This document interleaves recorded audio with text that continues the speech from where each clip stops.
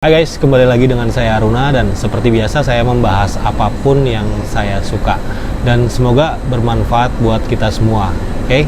Pembahasan yang saya sampaikan seperti biasa juga dibuat sejujur mungkin tanpa tujuan mengangkat apalagi menjatuhkan siapapun. Saya justru berharap pembahasan saya bisa menjadikan apapun yang saya bahas jadi lebih baik ke depannya. Oke? Kita langsung to the point aja.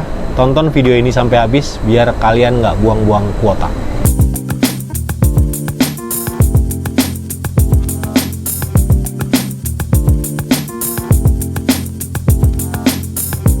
Oke, kalau ngomongin soal smartphone, kita sering berbicara tentang memori. Berapa giga, atau berapa GB, atau berapa gigabyte yang kita butuhkan. Nah, terkadang kita ngomong soal GB itu atau gigabyte itu merujuk ke RAM. Atau bisa jadi juga merujuk ke ROM. Nah, kadang juga ke memori internal atau biasa kita sebut juga internal storage.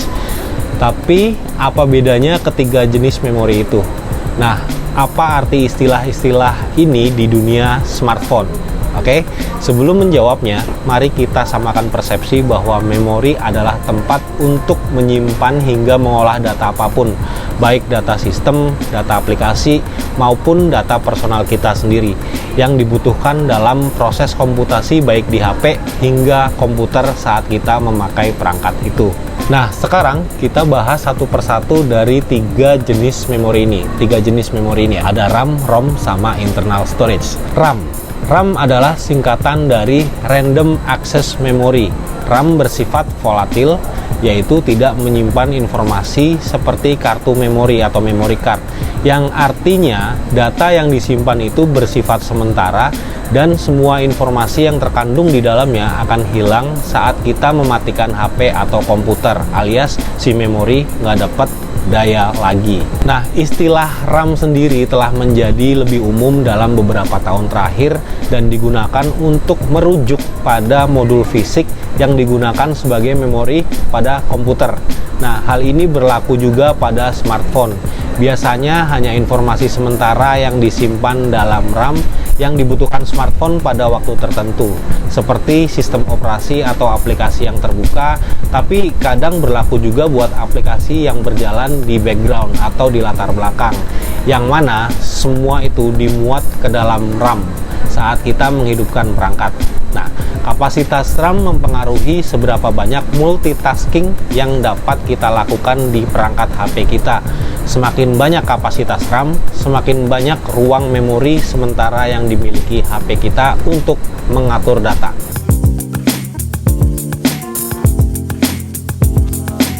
Yang kedua adalah ROM.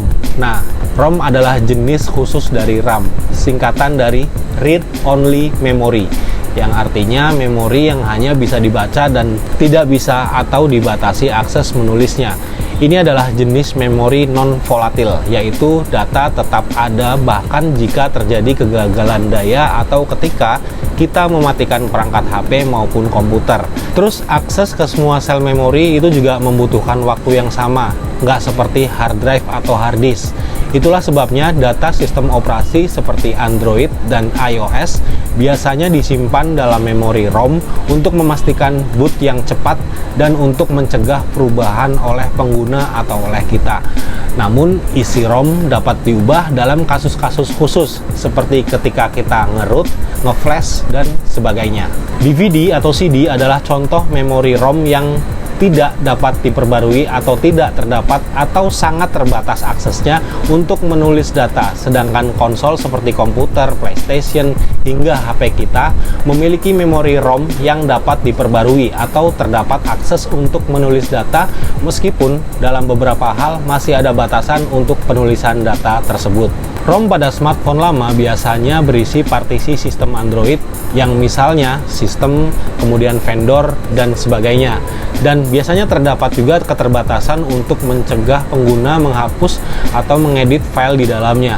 Tapi karena hanya sekedar keterbatasan, kita kadang masih bisa memaksa beberapa perangkat untuk menggunakan custom ROM menggantikan isi ROM bawaan pabrik pada HP kita. Sebenarnya istilah ROM sudah mulai salah kaprah dengan semakin majunya teknologi memori, karena ROM sebenarnya merujuk pada memori yang hanya bisa ditulis sekali dan hanya bisa dibaca kemudian alias nggak ditulis lagi. Bahkan sampai saat ini ada kecenderungan untuk masih menyebut partisi sistem smartphone dengan nama ROM, meskipun faktanya secara teknis memori yang dipakai saat ini di partisi sistem pada beberapa device bukanlah jenis memori ROM.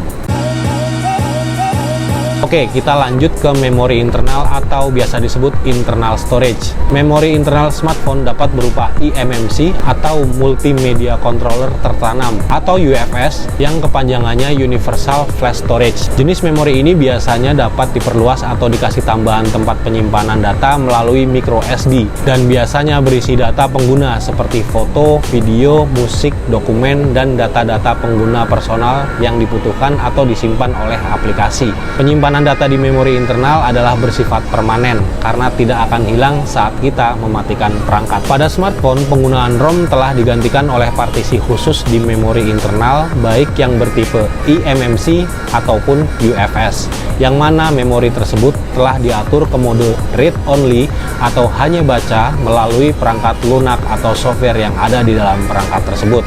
Nah, sekarang berhati-hatilah untuk tidak membingungkan diri sendiri terhadap pemahaman kita mengenai ketiga jenis memori di HP tadi.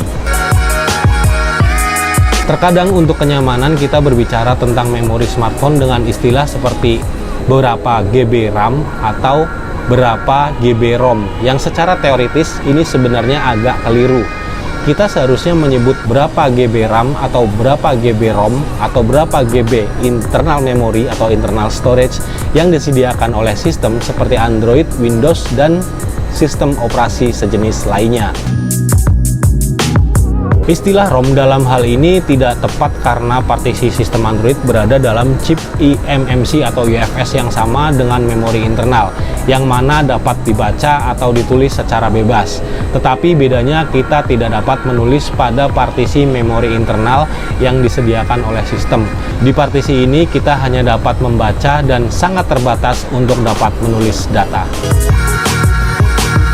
Oke, kesimpulan singkatnya, RAM berguna untuk smartphone kita untuk memuat sistem operasi dan semua program dan aplikasi yang kita gunakan, sehingga dapat meningkatkan kecepatan proses berjalannya aplikasi, multitasking, dan perpindahan aplikasi. Di area smartphone, ROM menunjukkan area penyimpanan yang disediakan untuk beberapa partisi sistem yang diatur ke mode read only atau hanya baca.